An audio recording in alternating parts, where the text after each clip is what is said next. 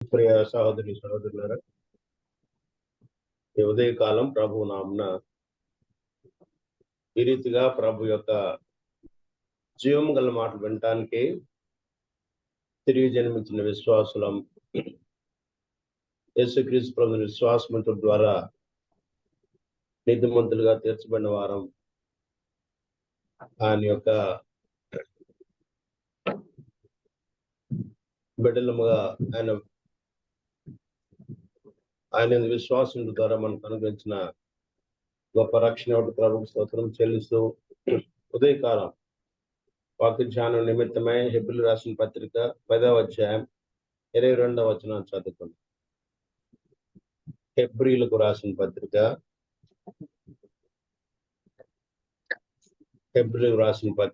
10వ అధ్యాయం 22వ వచనం. మనస్సాక్షికి కల్మషము తోచకుండానట్లు ప్రోక్షించబడిన హృదయం కలవారమును నిర్మలమైన ఉదకముతో స్నానం చేసిన శరీరములు కలవారమునై ఉండి విశ్వాస విషయంలో సంపూర్ణ నిశ్చయత కలిగి యథార్థమైన హృదయముతో మనము దేవుని సన్నిధానమునకు చేరుదాము. ప్రార్థించేద్దాం. ప్రభు సహాయం కొరకై. పరిశుద్ధుడు అయిన మా దేవ, మహోన్నతుడైన మా తండ్రి, అద్వితీయ సత్యదేవుడు అయిన నిన్నును మీరు మా రక్షణ నిమిత్తమై భూలోకం పంపిన మీ కుమారుడైన క్రీస్తు ప్రభువును బట్టి గురించిన గొప్ప రక్షణకై స్తోత్రం చెల్లిస్తా ఉన్నాం. ప్రభు యొక్క ఉదయకాలం యేసుక్రీస్తు ప్రభు వారి యొక్క రక్తధారలో కడుగుబడిన పరిశుద్ధులముగా మీ పాద సన్నిధిని చేరి ఆయన అమూల్యమైన రక్తధారలు విమోచించబడిన వారముగా మీ పాద సన్నిధించారు. పాప క్షమాపణ పొందిన వారముగా పరిశుద్ధుల తేజోవాసన పరిశుద్ధుల స్వాస్యంలో పాలువాగమైన మమ్మలను ఈ రీతిగా మీరు కనికరించి మీ వాక్యం యొక్క కాంతిలోకి మమ్మల్ని తీసుకొచ్చారు. మీ పొందిన వాక్యం చేత మమ్మలను తృప్తిపరచండి. మా హృదయాలను మీ వాక్యం నింపండి. సమృద్ధి అయినటువంటి ఆత్మీయ సంగతులు ఉదయకాలం మీరు మాకు బోధించమని, ఆత్మీయంగా స్థిరపరచి బలపరచమని, త్వరలో రాజుగా ప్రభులో రానయ్య మా రక్షుడని క్రీస్తు పరిశుద్ధమైన నామం స్తుతులు చెల్లించి ప్రార్థన చేస్తున్నాం తండ్రి. ఆమేన్. ప్రభునందు ప్రియ సహోదరి సోదరులు, మనం చదువుకున్న వాక్య భాగంలో హెబ్రీయులకు రాసిన పత్రికలో అనేకమైన శ్రేష్టమైన సంగతులు ఉన్నాయి. ఆ శ్రేష్టమైన సంగతులు పొందిన వారముగా మనము ఈ ఉదయకాలం ప్రభుని ఎంతనో ఘనపరచవలసిన వారమై ఉన్నాం. ప్రభువారు మన కొరకై ఒక శ్రేష్టమైనటువంటి దేశాన్ని మన కొరకై ఆయన నిర్మిస్తూ ఉన్నాడని 11-16లో చూస్తాం. శ్రేష్టమైన దేశం, శ్రేష్టమైనటువంటి దేశం. ఆ దేశానికి వెళ్ళడానికి మన భూలోకలు కలిగిన నిరీక్షణ శ్రేష్టమైన నిరీక్షణ. ఆ శ్రేష్టమైన నిరీక్షణ ముందుగా ఇంకో మాట మనకు జ్ఞాపకం చేసుకోవాలి. శ్రేష్టమైన నిబంధన సిలువలో యేసుక్రీస్తు ప్రభువారు నీతో నాతో చేశాడు. క్రొత్త నిబంధనకు మధ్యవర్తి అయిన క్రీస్తు ప్రభువారు తన రక్తముతో మనలను తాను తన రక్తముతో మనతో శ్రేష్టమైన నిబంధన, ఈ మేడ్ ఏ న్యూ టెస్టమెంట్ కదా, శ్రేష్టమైన నిబంధన ప్రభువారు నీతో నాతో చేశాడు. కాబట్టి ఆయన రక్తం హేబేలు కంటే శ్రేష్టముగా పలుకు ప్రోక్షణ రక్తం. ఈ రీతిగా శ్రేష్టమైన సంగతులు ఎన్నో ఈ గ్రంథంలో ఉన్నాయి. అసలు మనం రక్షించిన క్రీస్తు ప్రభు వారి ఆయన శ్రేష్ఠుడమైన కుమారుడని మొదటి అధ్యాయంలో చూస్తాం. అయితే ఈ రీతిగా శ్రేష్టమైనటువంటి సంగతితో నేను దర్శించిన ప్రభు వారు ప్రభును ఆరాధన చేయడానికి స్థానిక సంఘంలో మనము ఆదివారం కూడి వస్తూ ఉండగా, ఆయా సమయంలో క్రమకూడికలకు నియామకుడు కూడి వస్తూ ఉండగా ప్రభు యొక్క సన్నిధిన ఏ రీతిగా కూడుకోవాలో, the manner and method in which we have to draw near to God, ప్రభు సన్నిధికి సముఖానికి ఏ రీతిగా రావాలో ఒక చక్కని క్రమాన్ని, ఒక నియమాన్ని శ్రేష్ఠుడైన ప్రభు మనకు ఈ శ్రేష్టమైన సంగతి 22 తెలియజేస్తాను. మనస్సాక్షి కల్మషము తోచకుండునట్లు ప్రోక్షించబడిన హృదయము కలవారమును నిర్మలమైన ఉదకంతో స్నానము చేసిన శరీరము కలవారమై ఉండి విశ్వాస సంపూర్ణ నిశ్చయత కలిగి ఎలాంటి హృదయంతో రావాలంటే యథార్థమైన హృదయముతో మన దేవుని సన్నిధానమునకు చేరుదాము. ఈ ఉదయకాలం ఆ రీతిగా యథార్థమైన హృదయంతో దేవుని సన్నిధానానికి, ఆయన వాక్యం యొక్క సన్నిధికి, ఆయన పాదాల దగ్గర మనం చేరగలిగాం. ప్రతిసారి ఆయన పాదాల దగ్గర మనం వచ్చినప్పుడు, ఆయన సన్నిధికి మనం వచ్చినప్పుడు యథార్థమైన హృదయంతో రావాలి. ద హార్ట్ ఆఫ్ అప్రైట్నెస్ అంటారు, ఇంటెగ్రిటీ అంటారు ఇంగ్లీష్లో. అప్రైట్నెస్ లేకపోతే ఇంటెగ్రిటీ, యథార్థమైన హృదయం అంటే వాక్యానుసారమైన జీవితం జీవిస్తూ అన్ని విషయాల్లో ప్రభువుకు లోబడి విధేయులమై జీవిస్తూ ఆయన అనుసరిస్తూ కదా. హృదయం నుండా దేవుని మాటలే, నోట కూడా దేవుని మాటలే. ఇరుదుగా యథార్థమైన హృదయంతో మనం ప్రభు సన్నిధికి చేరి రావాలన్నట్టు. అయితే ఒక ఆరాధనకు వచ్చే సమయంలోనైనా, ఒక నియామక కూడికలు వచ్చేటప్పుడైనా మనకి యథార్థత కావాల్సిందంటే అనుదిన జీవితంలో కూడా మన జీవితంలో ఇది ప్రాముఖ్యమైనటువంటి అంశముగా ఉండాలి. యథార్థత. ఈ ఉదయకాలం మన ధ్యానాంశము విశ్వాస యొక్క యథార్థత. విశ్వాసి హృదయం, విశ్వాస యొక్క జీవితం ఈ యథార్థత అనే లక్షణంతో ముడిపడి ఉన్నది. కనుక బైబిల్ గ్రంథంలో జ్ఞాపకం చేసుకుందాం. ఎంతమంది భక్తులు ఏ రీతిగా ప్రభు కొరకు యథార్థంగా జీవించారో, తద్వారా ప్రభు వారికి ఎలాంటి మేళ్ళు క్షేమాన్ని కలుగు చేశాడో మనం జ్ఞాపకం చేసుకుందాం. అసలు ఇటుకంటే ముందుగా మన ప్రభువే యథార్థవంతుడు. ఆయన యథార్థవంతుడై ఉండగా నీవు నేను కూడా ఆయన బిడ్డలముగా మరి యథార్థముగా జీవించాలని దేవుని యొక్క ఉద్దేశ్యం. జ్ఞాపకం చేసుకుందాం. మన ప్రభు ఆయన యథార్థవంతుడు. 33 ద్వితీయోపదేశకాండ 33వ అధ్యాయంలో జ్ఞాపకం చేసుకుందాం.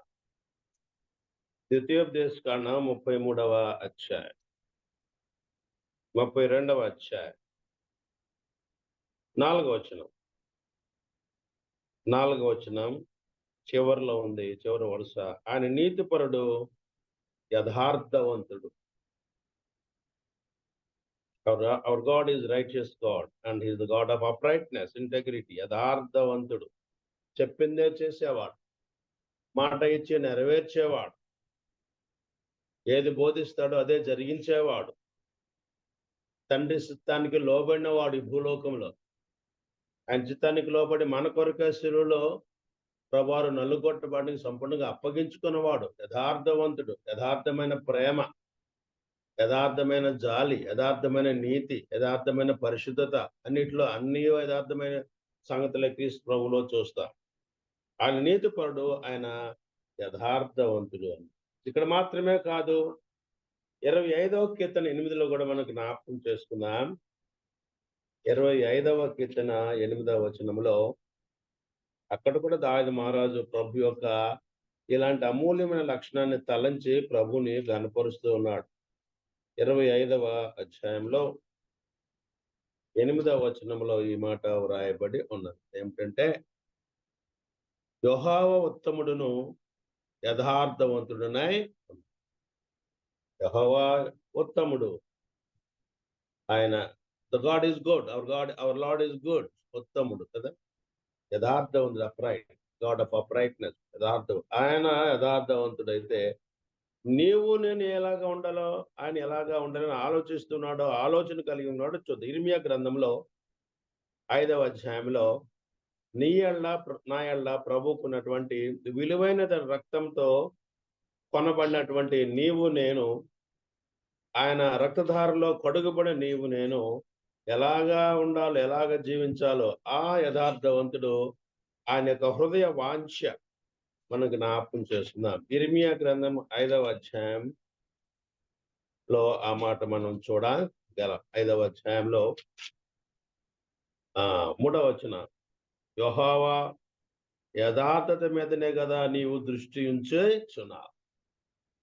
నీ హృదయాన్ని నా హృదయాన్ని ప్రభు పరీక్షిస్తూ మన విశ్వాసపు అడుగులను ప్రభు వారు పరీక్షిస్తూ ఉండగా మన విశ్వాసపు అడుగులు కదా మన జీవితంలో మనోవాక్య కర్మలలో మాటలోను, తలంపులోను, క్రియలోను యథార్థత ఉండాలని నీ నిన్ను నన్ను ప్రభువారు అంత పరిశీలనగా చూస్తూ ఉన్నారు, పరికించి చూస్తూ ఉన్నారు.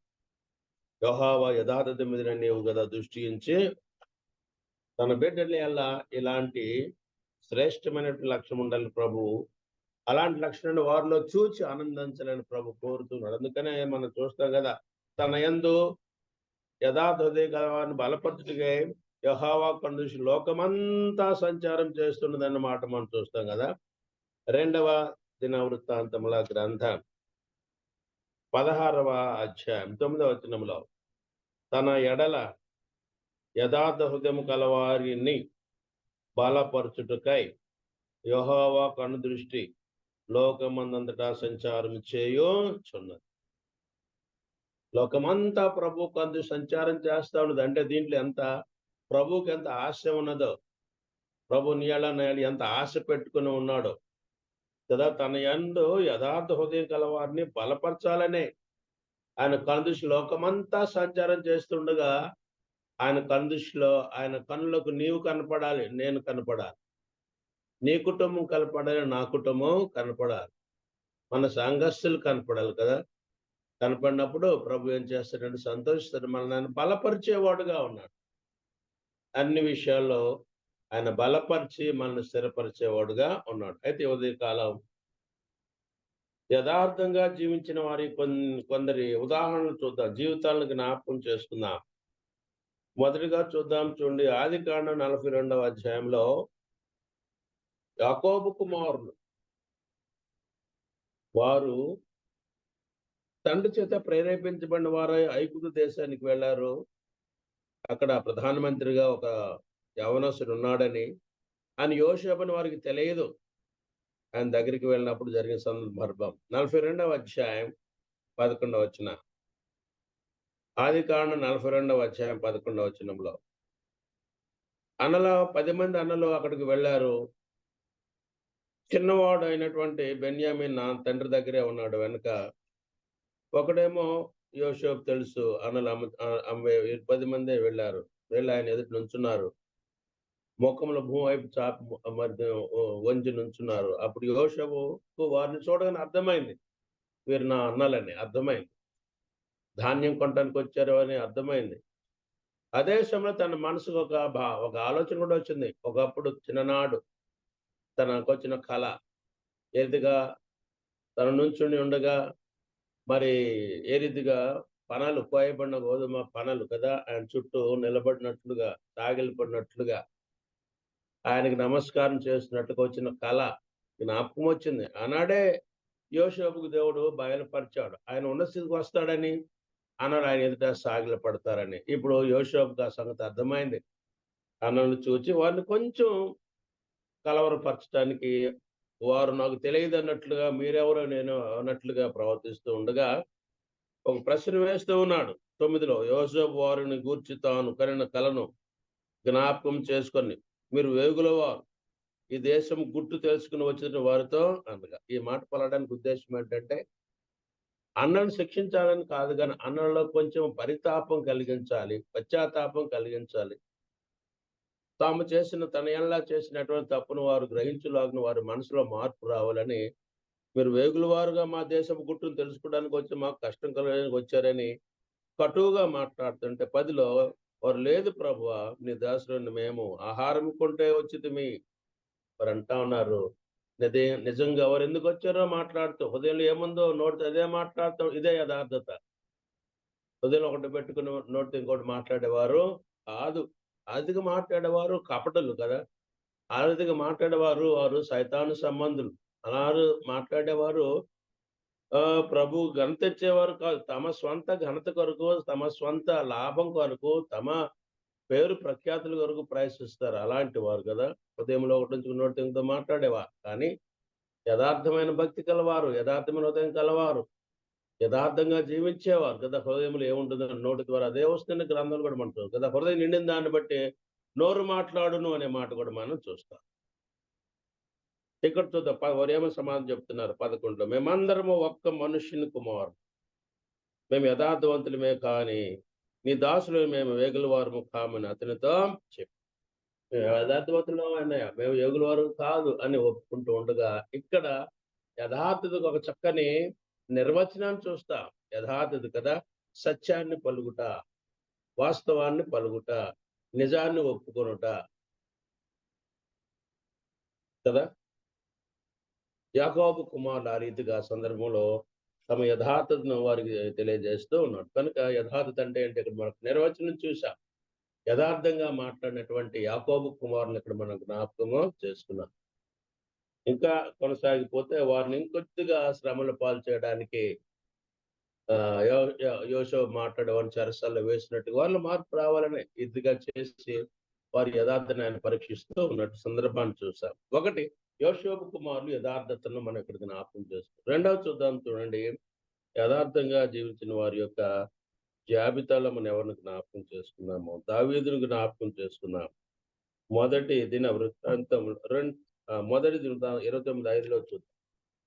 మొదటి దిన వృత్తాంతముల గ్రంథం 29వ అధ్యాయం 5వ వచనంలో ఇక్కడ సందర్భం ఏమిటంటే, దావీదు మహారాజు మందిరాన్ని కట్టించాలనుకున్నాడు, కానీ నాతాను చేత దావీదుకు దేవుడు తెలియజేసి, నీవు కాదు నీ కుమారుడు సొలొమోను మందిరాన్ని కట్టాలన్నప్పుడు దావీదు సంతోషించి తన కుమారునికి ప్రభు ఇచ్చినటువంటి ఈ యొక్క అవకాశాన్ని బట్టి, ఆధిక్యతను బట్టి, ఈ భాగ్యాన్ని బట్టి ఆయన సంతోషించి అన్ని వస్తు సముదాయాన్ని సమకూర్చాడు.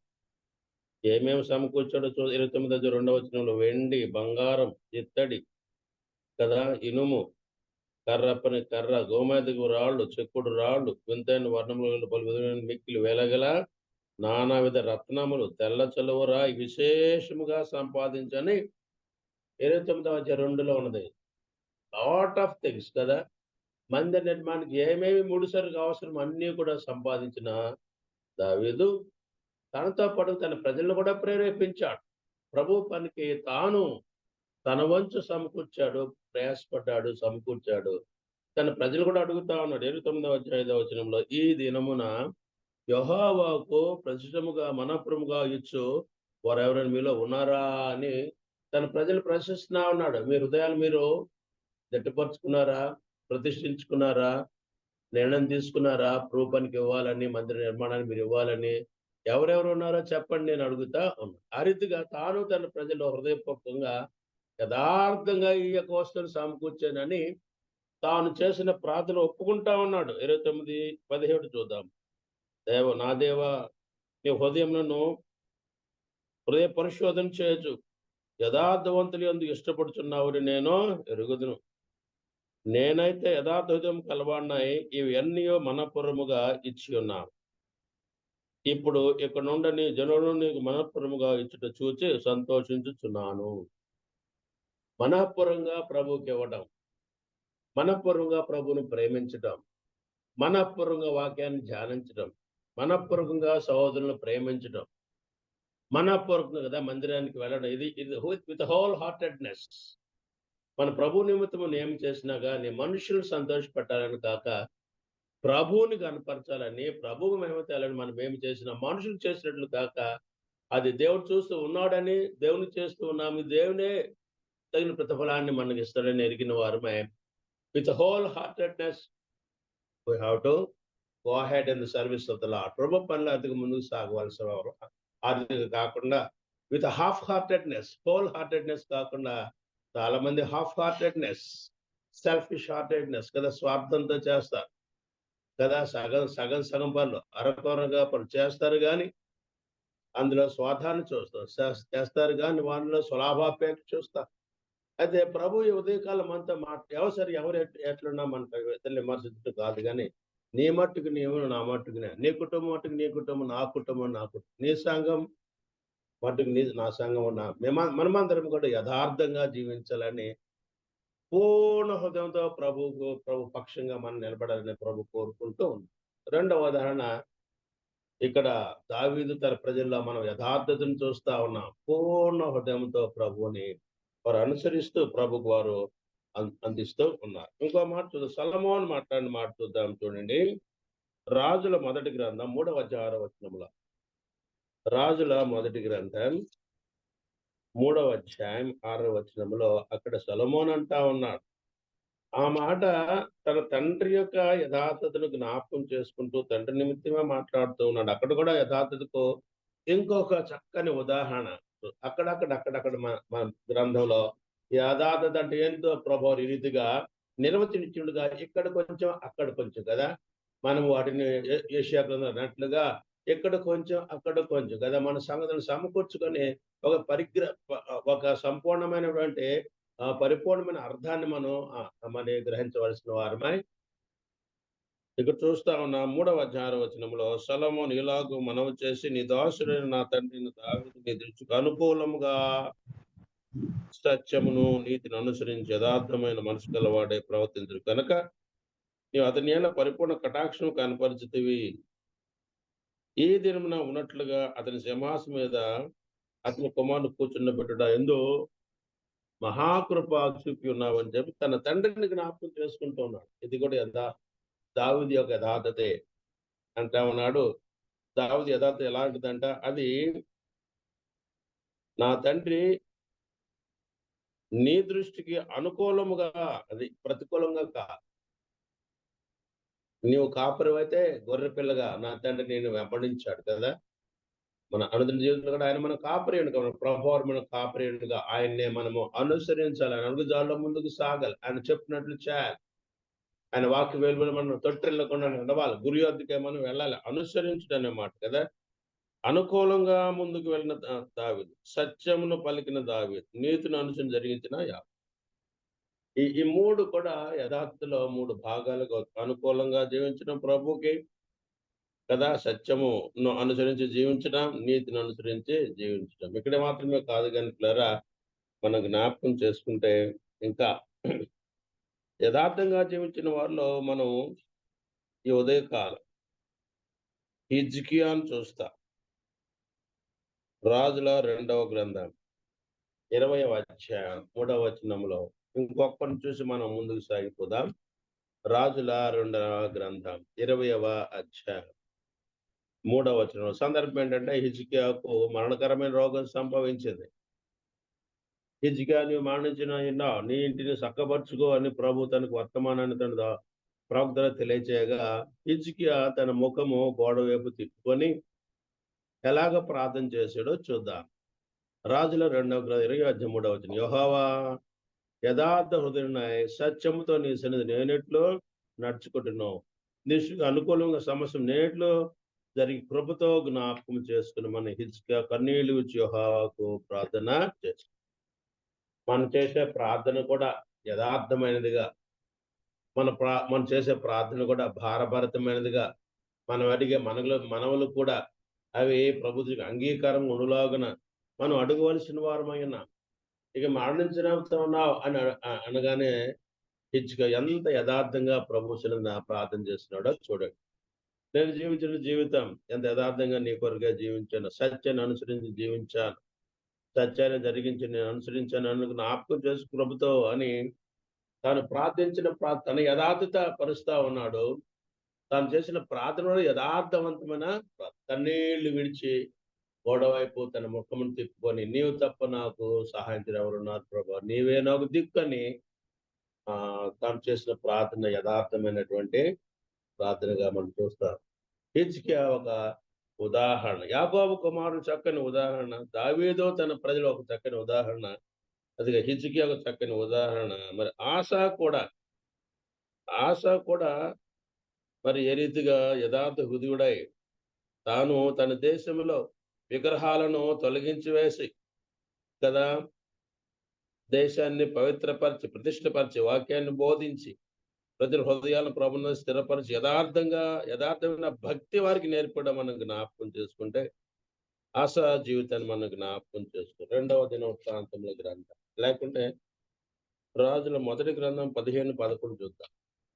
రాజుల మొదటి గ్రంథం 15-11 చూద్దాం. లేదంటే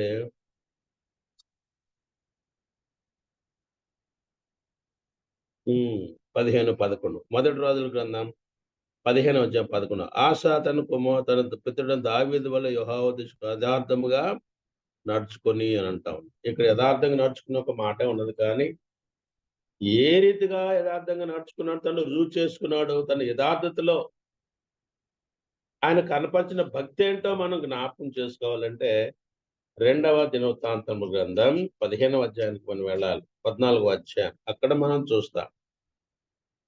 అక్కడ 14:2 ఆస తన దేవుడు యెహోవా దృష్టికి అనుకూలముగాను యథార్థంగాను నడిచిన వాడే అన్య దేవతల బలిపీఠములను పడగొట్టి పునః పాడు చేసి ప్రతిమలను పగలగొట్టి దేవస్థానం కొట్టివేసి వారి పితరుడు యెహోవాను ఆశ్రయించుటకు ధర్మశాస్త్రం బట్టి విధిని బట్టి క్రియలు జరిగించుటకు యోధా వారిని ఆజ్ఞాపించి అని అంటా ఉన్నా కదా.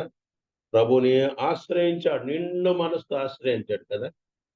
ఏమి దూరపరుచుకులో వాడిని దూరపరుచుకున్నాడు కదా. ఏమి విడిచిపెట్టాలో వాటిని విడిచిపెట్టాడు. ఇంతకు ముందు ఉన్నటువంటి దేశంలో ఉన్నటువంటి విగ్రహాల బలిపీఠాలను కదా, మరి అన్య దేవతల విగ్రహాలను పాడు చేసి పగలగొట్టి దేవతా స్తంభాలను కొట్టివేసి ప్రక్షాళన చేస్తాను రాజ్యాన్ని ప్రక్షాళన చేస్తాను, హృదయాన్ని ప్రక్షాళన చేసుకొని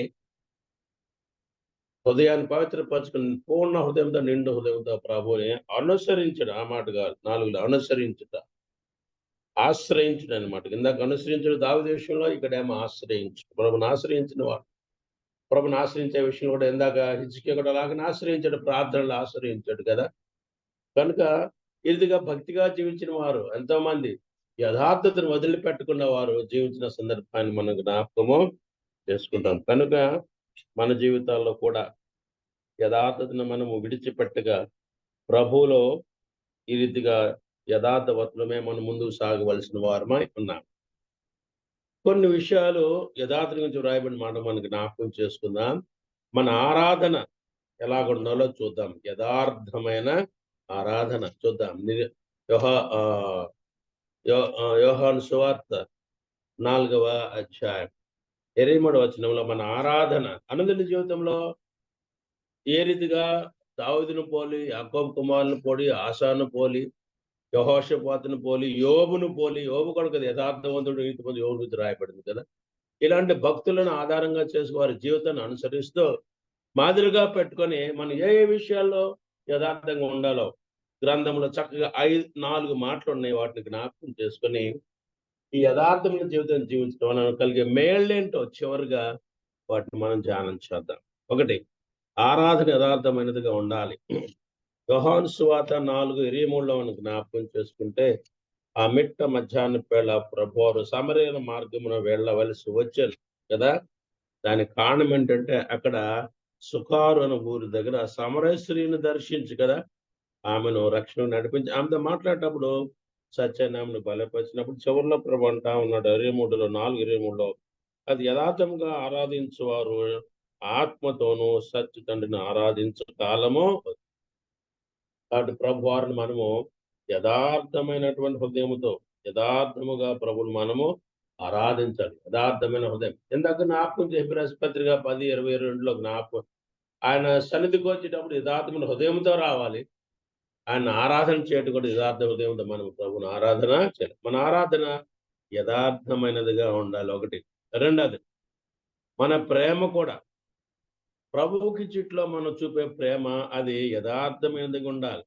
ప్రభువుకి ఇచ్చే అర్పణలు కానీ, ప్రభువుకు మనము చేసే పరిచర్య కానీ, ప్రభు కొరకు మనం పడే ప్రయాస కానీ, ఏదైనా కానీ అది యథార్థమైన ప్రేమతో ఉండాలి. కానీ స్వార్థం అంట్లో ఉండకూడదు కదా.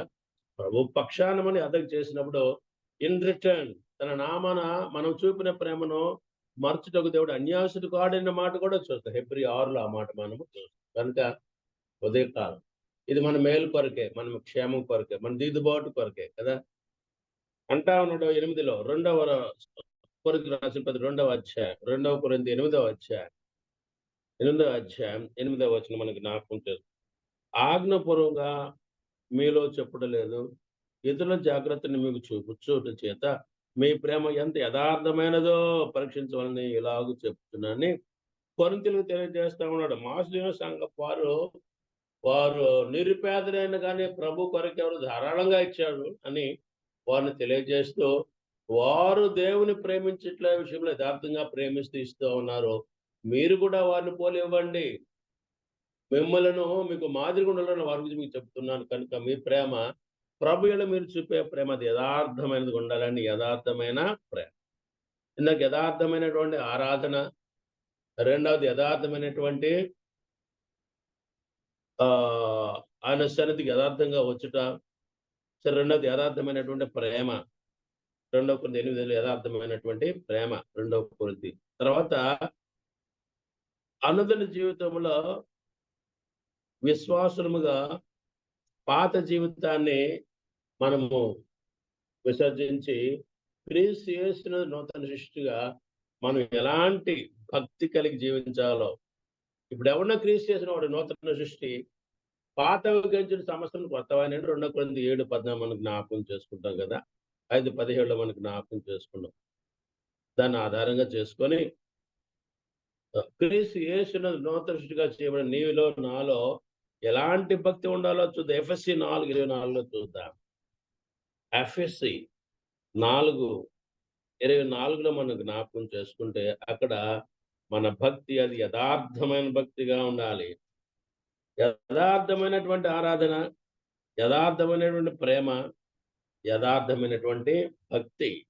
4వ అధ్యాయం 23, 24లో మీ చిత్తవృత్తి యందు నూతనపరచబడిన వారై నీతి యథార్థమైన భక్తి కలవారై దేవుని పోలిక నవీన స్వభావం ధరించుకుని పాత జీవితాన్ని వదిలిపెట్టి వేసి పాప పురుషుని దూరపరుచుకొని క్రీస్తు యేసునందు నవీన స్వభావాన్ని ధరించుకొని మన చిత్తవృత్తి యందు నూతనపరచబడిన వారమై మనం యథార్థమైన భక్తి కలవారమై మన భక్తి యథార్థమైనదిగా ఉండాలని ఇక్కడ జ్ఞాపకం చేయబడతా ఉన్నాం. యథార్థమైన భక్తి, యథార్థమైనటువంటి పాలన కదా. సంఘాన్ని పాలించేవారు, పెద్దలైన వారు, పరిచారకులైన వారు, బాధ్యులైన వారు, సేవకులైన వారు యథార్థమైనటువంటి పాలన చేయాలి కదా. కీర్తన గ్రంథం 79వ కీర్తనలో చూస్తాం. మన కుటుంబాలు మనం పాలించుకుంటే తల్లిదండ్రులుగా మన కుటుంబాలు యథార్థతతో మనం కదా నడిపించుకోవాలి. వాక్య వెలుగులో మనం నడిపించుకోవాలి. కుటుంబంలో ఉన్నవారు ఏ రీతిగా యథార్థ హృదయంతో కుటుంబాన్ని నడిపించుకోవాలో చూద్దాం. 78వ కీర్తన 72లో అతడు యథార్థ హృదయుడై వారిని పాలించెను, కార్యములు నేర్పరియ వారిని నడిపించను అన్నమాట. యథార్థ హృదయుడై పాలించే విషయంలో యథార్థత, సంఘాన్ని పాలించే విషయంలో కదా.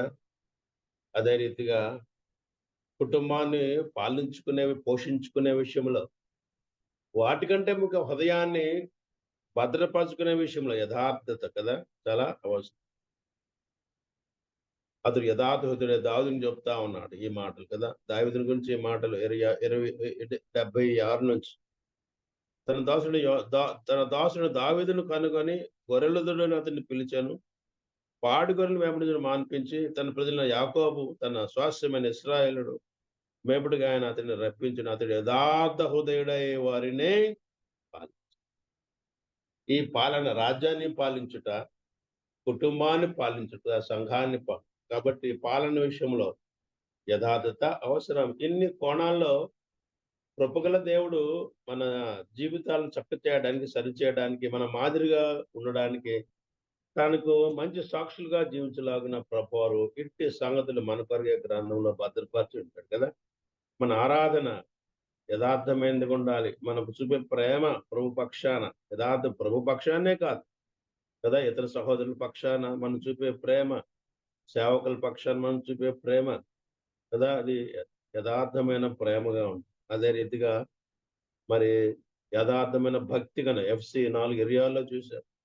యథార్థమైనటువంటి పాలన మనం జ్ఞాపకం చేసుకున్నాం. యథార్థమైన హృదయం కలిగి ప్రభుని మరి సన్నిధానం చేరవచ్చునని ఇందాక మొదట్లోనే చూసాం. మూలవచనం కదా హెబ్రీ 10:22 యథార్థమైన హృదయం. ఇన్ని కోణాల్లో ఈ సంగతులు తెలియజేస్తూ ఇంతమంది భక్తులు ప్రభు కొరకు జీవించిన జీవితాన్ని ప్రభు మనం జ్ఞాపకం చేసి ఇప్పుడు బైబిల్ గ్రంథంలో ప్రభువారు యథార్థంగా జీవించే వారికి ఆయన మేళ్ళు దాచిపెట్టాడంట. తన యందు భయభక్తులు కలవారికి యెహోవా దాచించడం ఎంతో గొప్పదని కీర్తనలో చూస్తాం కదా! 31వ కీర్తనలో. బైబిల్ కలిగి ఉన్న వారికి ప్రభు దాచించుడంటే మేళ్ళు. అదే రీతిగా ఆయన యందు యథార్థత కలవారికి కూడా ప్రభువారు మేళ్లను దాచించాడు. ఇందాక జ్ఞాపకం చేసుకుందాం. తన ఎడల యథార్థ హృదయాన్ని బలపరచుటగా యెహోవా లోకమంతా సంచారం చేస్తున్నదని జ్ఞాపకం చేసుకుందాం. అంటే అలాగా జీవించే వారిని ప్రభు దృష్టించి, అలాగ జీవించిన వారిని ప్రభు బలపరుస్తూ, స్థిరపరుస్తూ, పోషిస్తూ, సంరక్షిస్తూ తన మహిమ కొరకే వారిని హెచ్చించేవాడుగా ఉన్నాడు. ఘనపరిచేవాడుగా ఈ ఉదయకాలం యథార్థంగా జీవించడం కలిగే మేళ్ళేంటో ఒక 4, 5 జ్ఞాపకం చేసుకొని మనం ముగించుకుందాం. మొదటగా మనం చూద్దాం చూడండి. 25వ కీర్తన 21వ వచనంలో 25వ కీర్తన 21వ వచనంలో జ్ఞాపకం చేసుకుంటే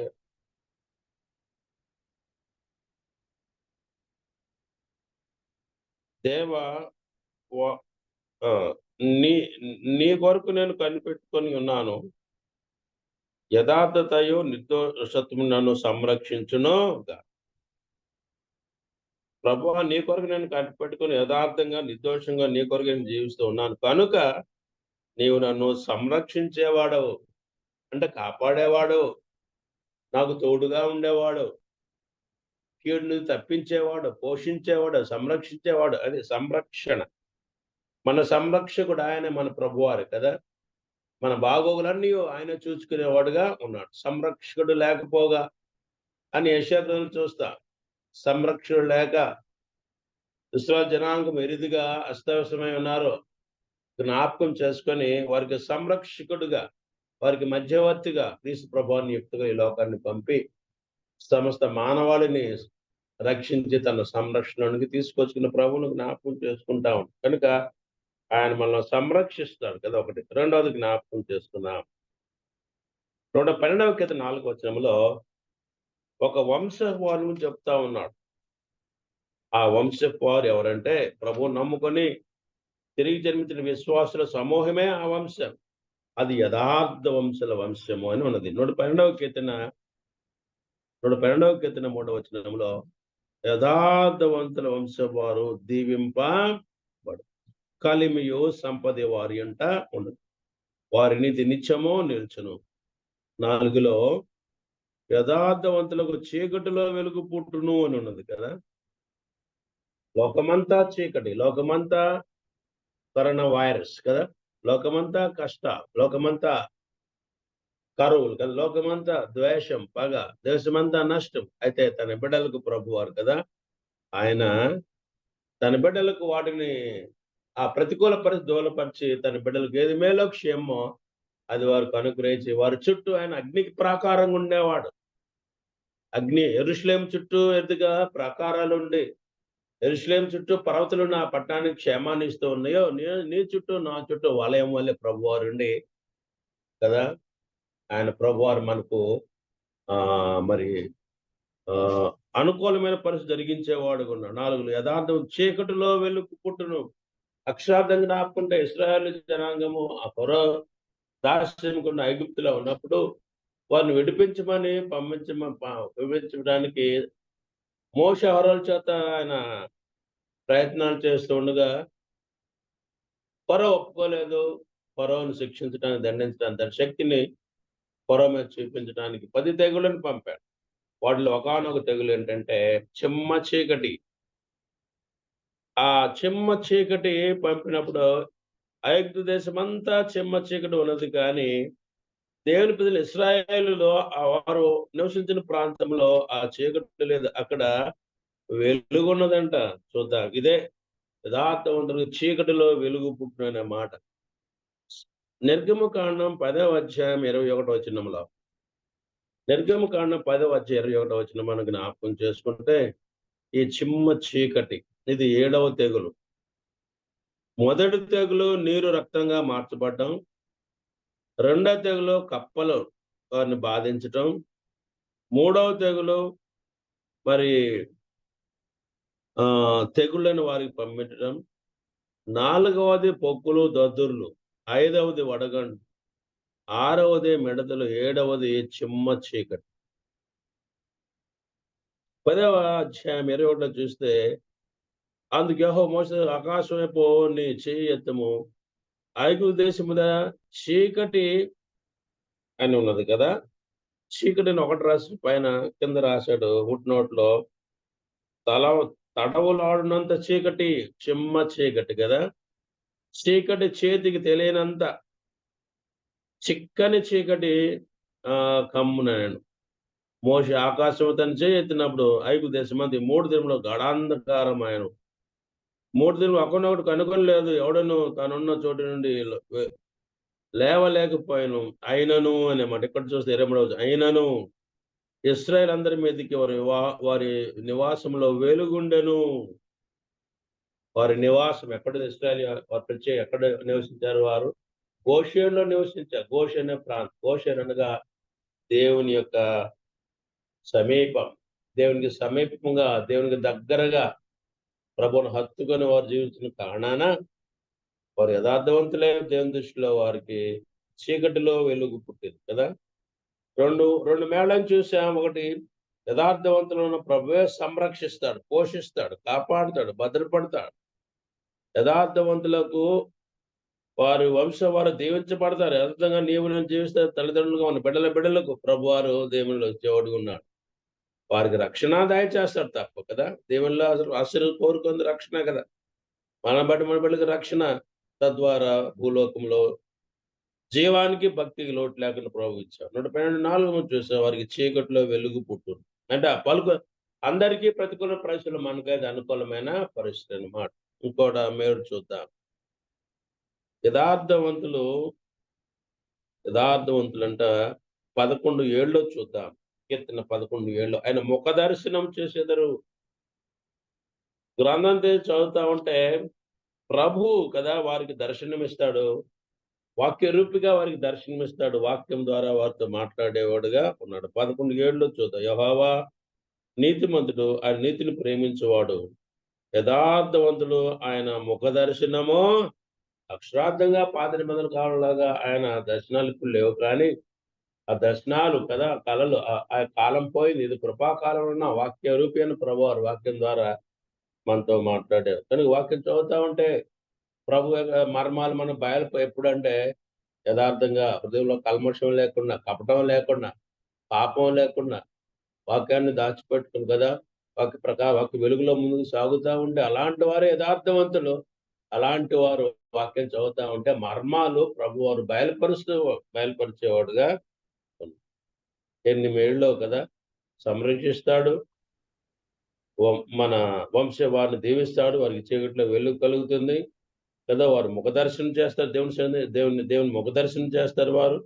అంత మాత్రం కాదు పిల్లరా, ఆయన వారిని బలపరుస్తాడు. ఇందాక చదివాం 2 దినవృత్తాంతం 16:9 మనం చూసాం. తన యందు యథార్థ హృదయం గలవారిని బలపరచుటగా యెహోవా లోకమంతా బలపరిచే దేవుడు.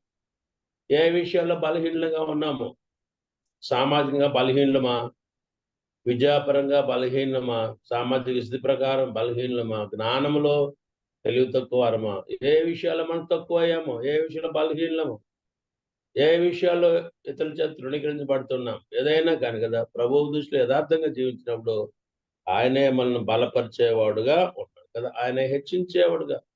హన్నాను చూడండి, తన వైర్యాన్ని పెనిన్నా చేత దూషించబడింది కదా, చులకనగా చూడబడింది. అయితే ప్రభు ఆశ్చర్యకార్యం తన ఆమె చేసి తన హృదయంలో యథార్థంగా ప్రభుత్వ హృదయాన్ని కుమ్మరించుకొనగా అన్న ఒక శ్రేష్టమైన ఉదాహరణ యథార్థ హృదయాన్ని కదా. తన హృదయాన్ని ప్రభు సెల్లో క్రొమ్మరించింది కదా. ఇక నీవు తప్ప నాకు దిక్కెవరు లేరు ప్రభు, నీవేనా దిక్కని ఆయనపై పూర్ణంగా ఆధారపడిన హృదయాన్ని క్రొమ్మరించినప్పుడు కదా ప్రభువారు ఆమెకు కుమారుని అనుగ్రహించారు. సరే, ఇంకొకటి మాట మనం జ్ఞాపకం చేసుకున్నాం. అదేమిటంటే యథార్థవంతుల ప్రార్థన ఆయనకు ఆనందకరం. ఎట్టివారు ప్రార్థన చేస్తే ప్రభుకెంతో ఆనందం, ప్రభుకెంతో సంతోషం. సామెతలు 15:8 చూద్దాం. సామెతలు 15:8 చూద్దాం.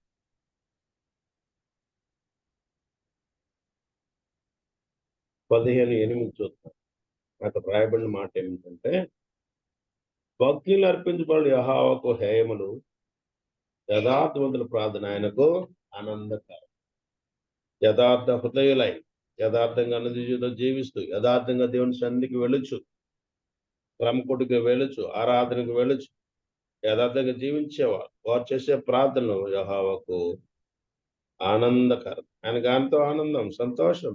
యెహోవాకు అందించిన నీతిమంతుల మీదను ఆయన చెవుల మీదను యెహోవా నీతిమంతులు ప్రార్థన చేయగా యెహోవా ఆలకించేవాడుగా ఉన్నాడు కదా.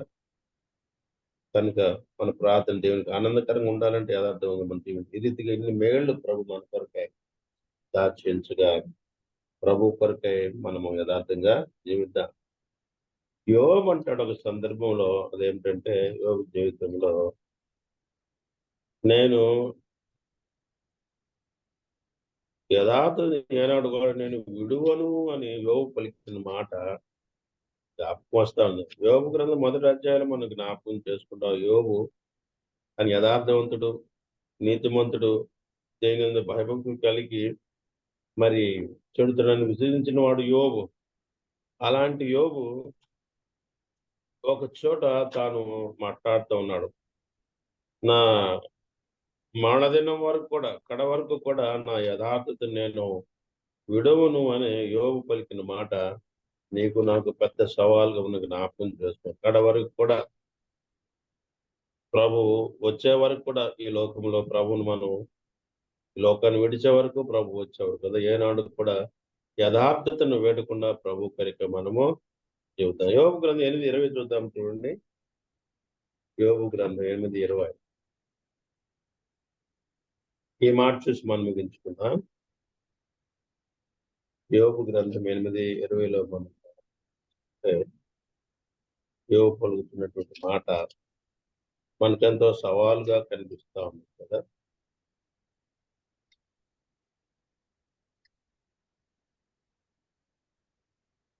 యోబు గ్రంథం 8వ అధ్యాయంలో 20వ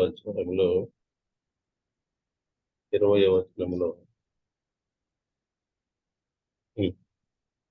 ఆలోచన దేవుడు యథార్థవంతుడు త్రోసివేయడు అని యోబు అంటా ఉన్నాడు.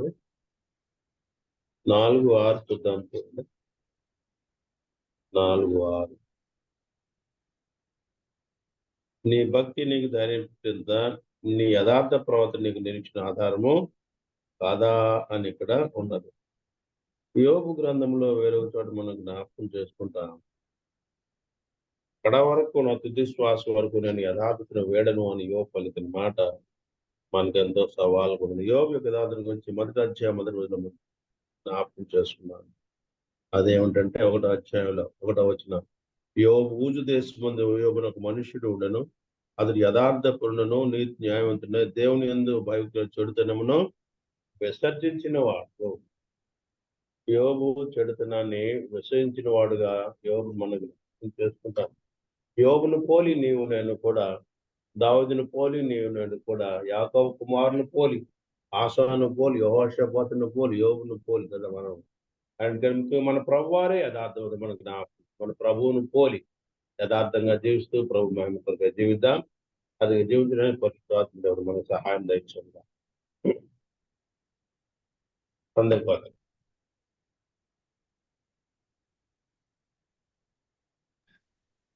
ఓకే అన్న. ఓకే.